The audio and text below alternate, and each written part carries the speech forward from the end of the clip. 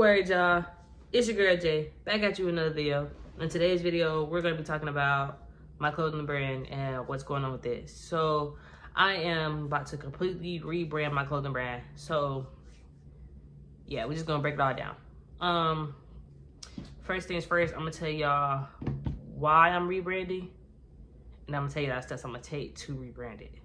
Okay, so first of all, I want to rebrand because I did a lot of research and I just really don't like the way I started my clothing brand. And it's like, it's not even fully started. So this is the perfect time for me to just go ahead and shut that shit down and start it over and do it right. You know what I'm saying? So the first thing I'm gonna do, I'm about to make up a whole new name. This is not gonna be in this video. We're gonna do a whole different video where I show y'all the new name, the new logo, and the new pieces that we're gonna be dropping. Cause I'm dropping for summer. As y'all know, I'm my own manufacturer, so my printer broke. The printer I use, cause y'all know I do DTF printing. My printer broke and I had to reach out to the company and let them know like my warranty is still in effect. Like, what do we do from here? And they basically were like, okay, you can either let us send you one and we put a $500 hold on your card, and then when you get it, you send us the new one back in the same box. I mean, send us the old one back in the new box. And I was like, $500 hold? Hell no. So what they're gonna do is I'm gonna ship my old printer, the printer that's broken, I'm shipping it back to them. I think tomorrow I'm shipping it back. And then they said 5 to 7 days after they receive it, I'll receive my new one. So to be fair, it's probably gonna be like a 2-week thing, but I know the right way and the proper way to run the printer now so that we don't have these issues in the future. So some of the things I think I am gonna do, like I'm gonna get a sys system, because if you know, like with DTF, the white ink has like titanium in it, and so it causes the white ink to like clog really, really bad. So you have to shake your printer every day, and I was not shaking my printer, so that's what was causing my white ink to clog, me not being able to get white in some of my images, me not being able to get the white coating over the back of my images. It was just causing a lot of issues in general. So that's the main thing that's going on right now. I'm just trying to wait to get a new printer, and I'm gonna get a sys system so we can do everything the right way. As far as like why I wanted to be my own manufacturer, I worked with a manufacturer, as y'all know. They basically tried to scare me, and yeah, go back and watch that video. I'll link it here, there, if you haven't watched that video already. But yeah, so I wanted to be my own manufacturer, and plus I don't want to limit myself to one thing. Like, I'm gonna make streetwear stuff, obviously, for me and stuff like that. But as y'all know, I also make Greek stuff for my girlfriend and her sorority sisters and her sister, and like all of that. So I want to be able to dibble and dabble into all different types of worlds. And with DTF, I make my own designs. So I make my design, I hook it to my laptop, I print it right in and there. I don't have to wait on anybody. No manufacturer is needed. And that's something quick. It allows me to give my customers and people who work with me quicker times. So overall, it's just better for me to do DTF. And I'm not saying that everybody should, because not everybody wants to like take the time to learn it. Cause like I said, I knew I was supposed to be shaking my printer every day, but I wasn't doing that. And you see the issues that it caused. Cause as y'all can like, and I'll show y'all like what happened. So I don't know if I have any pictures of it in here, but basically when you don't shake your printer, the white ink, it gets clogged. And if you don't have a white underbase behind your design, your print is gonna crack after it gets washed. I'm gonna show you. And mind y'all, everybody who had a cracked design either is getting their design remade or got a full refund. Because obviously you don't want to do bad business. People are not going to work with you. So once I figured out that that was what my issue was, I immediately hopped on and was like, okay, yeah, printer shut down. I'm not taking no orders for nothing. I canceled the orders that I had in progress, and we just got to get the ball rolling. But I'm gonna show y'all if I have a picture of something that cracked, then I will show y'all, but I don't know if I do. And then sometimes like you have to let your design, so the DTF transfers that I use are cold peel, so you have to let your designs cool. And if I didn't let my design cool all the way, that could pull off some of the ink. And it was just stuff like that. It's a bunch of stuff that you just learn. Like it's all about learning. Like I'll show y'all right quick. This one, Okay, for example, right? You see how there's no 11 at the top of this one, even though we all know that like there's supposed to be an 11. The reason is because the 11 ripped when I pulled it off. And yeah, the 11 ripped when I pulled it off, and so I had to remake it. And that happens anytime. Like, it could happen anytime you pull it too soon, like it's not cooled all the way. That could be something that happens. I'm gonna see if I can show you. I don't know if I took any pictures of any of the imperfections. I don't think I took any pictures of any of the imperfections, but basically it would be like small little lines or small little chips throughout it. I'm in my girlfriend's room right now. If I wasn't in her room, I would be able to show y'all one of the shirts, because obviously I have one of the shirts in my possession and how it cracked. And it's just trial and error. Everything is trial and error. When you want to be good at something, it's just strictly trial and error.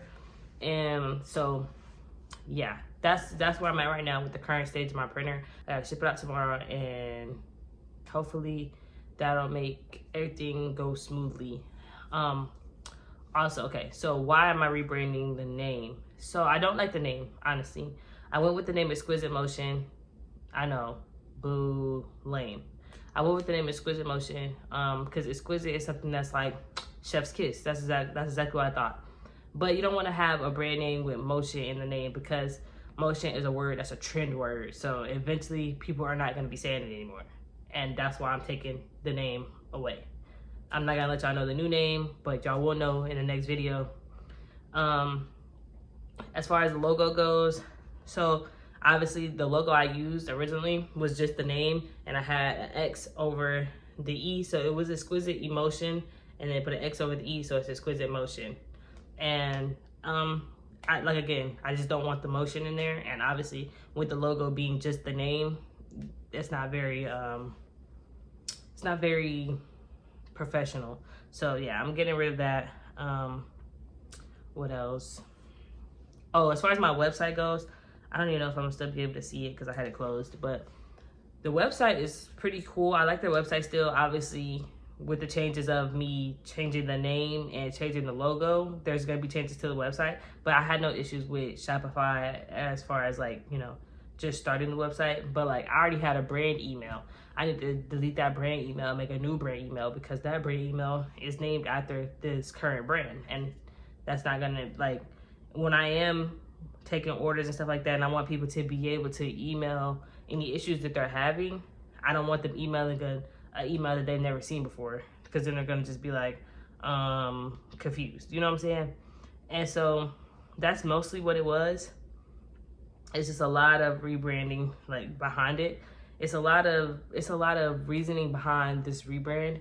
And personally, I just want to make better products in general. I want to start all the way over, start fresh with the knowledge that I have now, and just make better products overall. Now, obviously, this isn't a get rich quick thing. Like, this is literally a business I want to build. It's not a business that I want to take into stores. It's a digital business, a business I like, because I like to be able to design and create and make it right there in front of me and look at it and be like, whoa, that shit's fire, and ship it out to somebody who's gonna love it. You know what I'm saying? It's not something I want to be standing at a storefront in. It's not like that for me. But for some people it is. And that doesn't mean that the business is any less serious to me. It just means that that's not the direction I want to take my business in. But if you want to take your business in that direction, shoot for the stars. But that's just not where I want to go with mine.